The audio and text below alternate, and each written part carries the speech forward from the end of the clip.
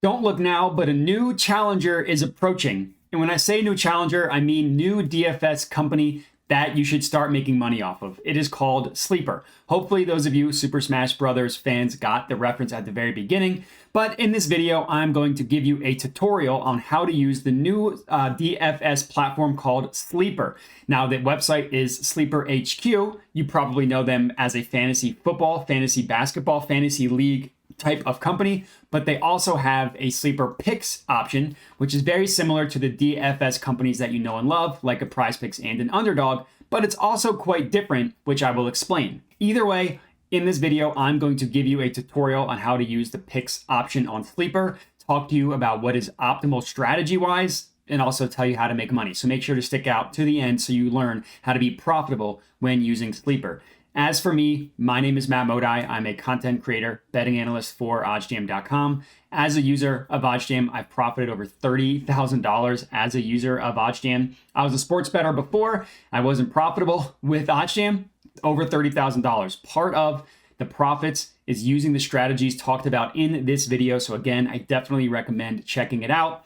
And then while you're here, would appreciate it if you could like the video, comment, and then of course, subscribe to the YouTube channel. And then if you want to find me on social media, you can at my Twitter handle you see on the screen here at Jedi Modi. So let's chat about Sleeper. Number one, very, very important. The picks option specifically can only be used via mobile. So if you're trying to check out how to use the picks option, don't do it on desktop. Yes, they do have a website that you can access. It only works for the fantasy leagues. So if you want to use the picks option, it has to be mobile. That's important. And then in general, here's a screenshot you see of what the home page looks like. You go to the Sleeper app on your phone, you go to the picks option. Here is the home page. At the very top, you see the sports that you can choose from. Now, I am recording this in May, so the only sports currently available are NBA and MLB. But when football season starts, you can use both Sleeper for the NFL as well as college football. Right below that, you see that you can browse by a specific player or by a specific game.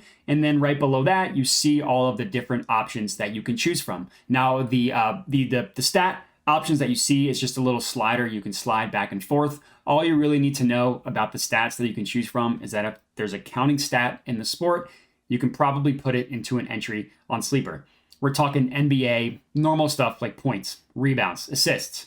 Also a little more niche categories as well, like turnovers, steals. Even you can lock in first quarter specific points, rebounds, assists, stuff like that. So the options are endless when you are using Sleeper. And I mentioned this at the beginning, but it's similar to the DFS companies that you're used to, like a Prize Picks, like an Underdog, because you have to combine multiple plays into an entry, right? You can't just play one straight up. So it's different from a regular sports betting app that way. You couldn't just play one and beat point total over. You'd have to parlay that with something. That's why it's similar to Prize Picks and Underdog. But it's also very, very different and that they do not have a fixed payout, right? When you think about Prize Picks and Underdog, you think of no matter what individual plays that I'm adding, the payout's always going to be the exact same. That's not like Sleeper. So if you're familiar with the DFS app Hot Streak, that is what Sleeper is more similar to.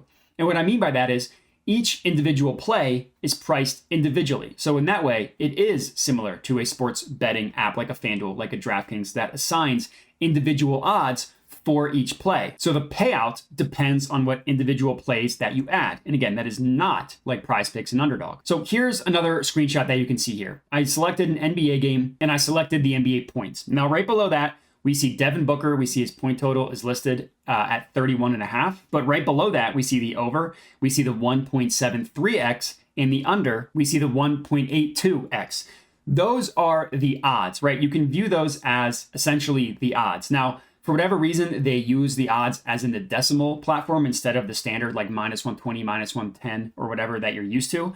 But if you ever want to convert those into regular odds, you can do that. You can do so on the OddsJam website. Just use the odds converter calculator, type in the decimal odds, and it'll convert all that for you to regular odds. But the main thing here is you see that they're different, right? Now just look at Embiid. We see his point total is over, under is at 28.5. We see the over is at 1.74x. We see the under is at 1.81x. We see different numbers for the over and under for Devin Booker and Joel Embiid. I'm not talking about the point total itself. I'm talking about the odds, actually. That is what's different, right? Again, last time I'll say this, Prize Picks and Underdog, doesn't do that. Whether you took the over or the under, it would be the same exact payout. So this is unique. So when we talk about strategy, there's no optimal number of entries to make it like the best value or anything like that. So with Prize Picks, it's 5 and 6 pick flexes. With Underdog, it's 3 and 5 pick options. That's your best bang for your buck. Sleeper doesn't have that. It's like a regular parlay that you would place on FanDuel and DraftKings. So in terms of strategy,